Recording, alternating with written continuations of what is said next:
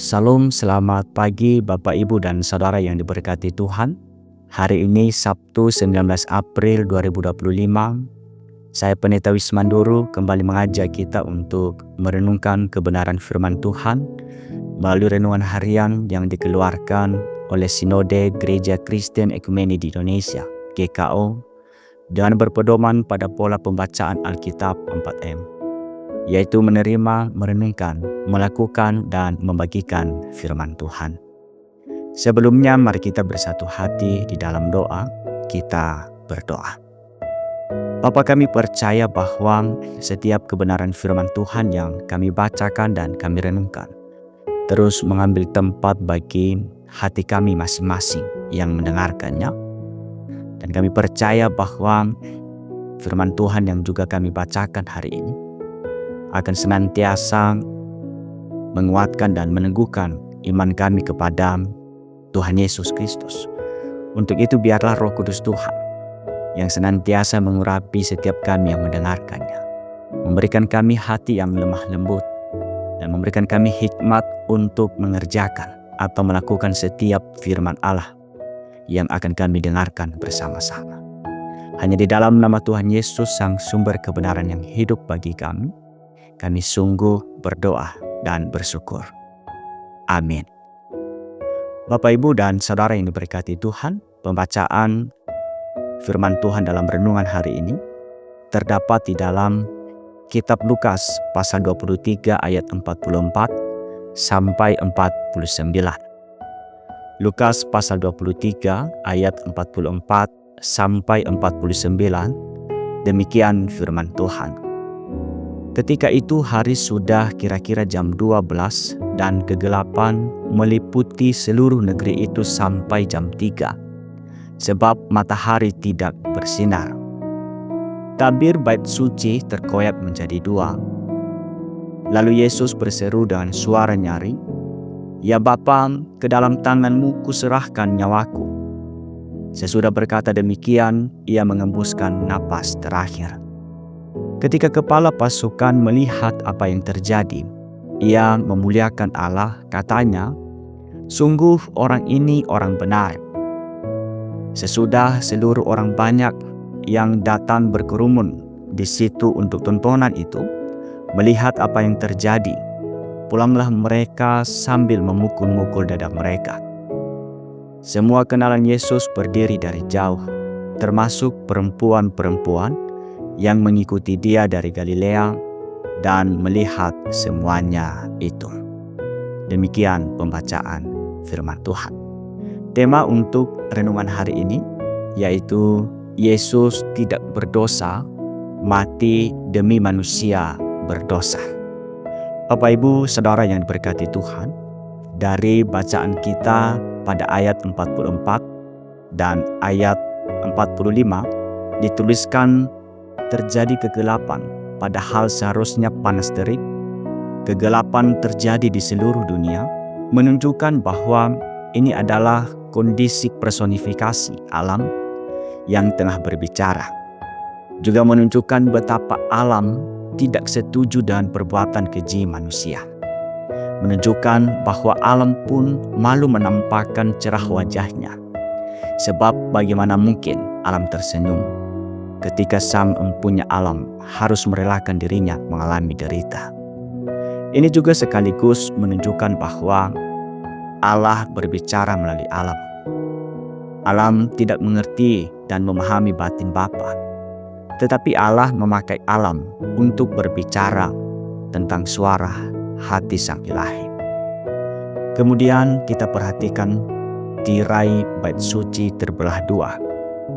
Terbelahnya tirai bait suci ini menggambarkan bahwa kematian Yesus memperdamaikan antara Allah dengan manusia yang tadinya dipisahkan oleh dosa, seperti yang juga dinyatakan di dalam Efesus pasal 2 ayat 14 sampai ayat 15. Dan demikian kita bisa datang kepada Bapa di surga tanpa gangguan atau hambatan. Di atas kayu salib, Yesus berseru dengan suara nyaring, "Ya Bapa, ke dalam tangan-Mu kuserahkan nyawaku." Dan sesudah berkata demikian, ia pun meninggal. Seruan Yesus yang menyerahkan nyawanya kepada Tuhan bukanlah erangan terakhir, melainkan teriakan pujian dan kemenangan. Dan kematiannya itu adalah fakta yang tidak terlupakan, dan Yesus memegang kendali sampai akhir. Ia memang sangat menderita. Ia memang merasa Allah menjauhkan diri. Di dalam pernyataan Markus pasal 15 ayat 34. Tetapi ia dengan sukarela menyerahkan nyawanya kepada Allah dan menghembuskan nafas terakhirnya. Selanjutnya kita dapat melihat bahwa kepala pasukan Romawi telah melihat banyak orang mati dalam berbagai cara. Tetapi dia tidak pernah melihat orang mati seperti Yesus. Dia sendiri menyaksikan dan mendengar semua yang terjadi menjelang penyaliban Yesus Kristus. Dan mungkin saja dia ada di sana ketika Yesus berdiri di hadapan Pilatus. Dia telah melihat bagaimana Yesus menanggapi para penuduhnya, bagaimana Yesus bereaksi terhadap cambuk dan ejekan, bagaimana Yesus berbicara dengan penjahat dan menjanjikannya surga, mendengar doanya kepada Bapanya, dan kemudian bagaimana Yesus dengan percaya diri juga menyerahkan hidupnya kepada tangan Allah. Tidak pernah ada orang yang mati seperti ini sampai Yesus menjalaninya. Dengan suara yang cukup keras, kepala pasukan Romawi tersebut memuliakan Allah dengan berkata, "Sungguh orang ini adalah orang benar." Kematian Yesus Kristus telah menjadi tanda kemuliaan Allah. Selanjutnya, kita dapat melihat ada reaksi orang banyak yang melihat peristiwa kematian Yesus tersebut, yang sebelumnya mungkin saja melihat peristiwa penyiksaannya. Hampir sama dengan reaksi kepala pasukan tadi. Tindakan memukul-mukul diri menunjukkan kesedihan dan penyesalan yang amat dalam. Yang tadinya mereka berteriak, "Salibkan dia, salibkan dia." Sekarang dengan tertunduk, penuh kesedihan dan penyesalan, mereka pulang ke tempat masing-masing. Mereka baru saja menyalibkan orang yang tidak bersalah dan membebaskan Barabas, penjahat dan pemberontak yang terkenal pada waktu itu. Kematian Yesus telah menyadarkan orang banyak akan kesalahannya. Semua orang yang mengenal Yesus dari dekat, termasuk perempuan-perempuan yang mengikuti dia dari Galilea, berdiri jauh-jauh dan melihat semuanya itu. Para pengikut Yesus amat takut, tidak berani mendekat. Menjadi pengikut orang yang disalibkan memang beresiko ditangkap dan mati juga. Sedih memang, tetapi tidak bisa berbuat apa-apa selain menyaksikan peristiwa tersebut dari jauh. Dan segala reaksi orang-orang yang melihat kematian Yesus di kayu salib tidak mengurangkan maksud dan rencana Allah bagi dunia ini. Kematian Yesus di kayu salib dipandang sebagai tindakan penebusan dosa umat manusia, di mana Allah Bapa rela mengutus putranya untuk menebus manusia dari dosa dan memberikan keselamatan. Kematian Yesus di kayu salib juga dianggap sebagai kemenangan, karena dengan pengorbanannya Kristus mengalahkan kuasa dosa atau maut dan membuka jalan bagi manusia untuk kembali kepada Allah dan menerima kehidupan yang kekal. Untuk itu, mari kita terus melakukan kebenaran firman Tuhan ini. Kita melihat bahwa kasih Tuhan Yesus itu tidak pernah terbatas bagi kita. Secara manusia mungkin kasih kita terbatas. Tetapi ingat sekali lagi, melalui renungan hari ini, menyatakan kepada kita bahwa kasih Allah, Tuhan Yesus yang kita imani, hari ini tidak pernah terbatas untuk kita alami dalam kehidupan kita.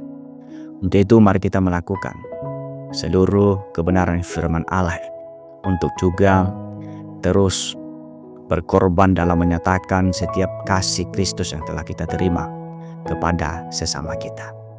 Mari kita bagikan firman Tuhan ini kepada teman, saudara, dan rekan kerja rekan kita dalam pelayanan atau siapapun kita, atau siapapun yang kita jumpai di hari ini. Sebagai pengikut Kristus, harus selalu bangga karena memiliki penyelamat yang maha kasih, yang rela mati di kayu salib, berkorban demi menebus kita manusia dari dosa. Dan hendaknya jangan menyia-nyiakan kematiannya dengan menunjukkan kehidupan yang tidak mengerjakan keselamatan yang telah diberikannya. Demikian renungan hari ini. Tuhan Yesus memberkati. Mari kita kembali bersatu hati di dalam doa kita berdoa. Bapa, kami sungguh bersyukur karena kami beriman kepada Tuhan Yesus yang penuh dengan kasih yang tak terbatas, yang tidak berdosa tetapi mati bagi kami yang berdosa. Kami percaya bahwa kuasa kebenaran firman Allah terus menguatkan kami dalam menjalani iman kami kepada Tuhan Yesus di dalam dunia ini. Dan biarlah kami didapati bersama-sama dengan Tuhan Yesus kelak ketika kami mengakhiri setiap perjalanan kami di dunia ini. Terima kasih Bapa, kami bersyukur dan hamba-Mu sungguh menyerahkan setiap pribadi yang juga mendengarkan firman Allah ini. Berkati setiap kehidupan kami, dalam aktivitas kami dan juga dalam berbagai doa dan pergumulan kami di hadapan Allah Bapa di surga. Hanya di dalam nama Tuhan Yesus yang sumber kebenaran yang hidup, yang telah menguatkan kami melalui firman Tuhan ini, kami berdoa. Haleluya. Amin. Puji Tuhan, selamat pagi Bapak Ibu Saudara yang diberkati Tuhan. Selamat beraktivitas hari ini. Tuhan Yesus memberkati kita semua. Amin.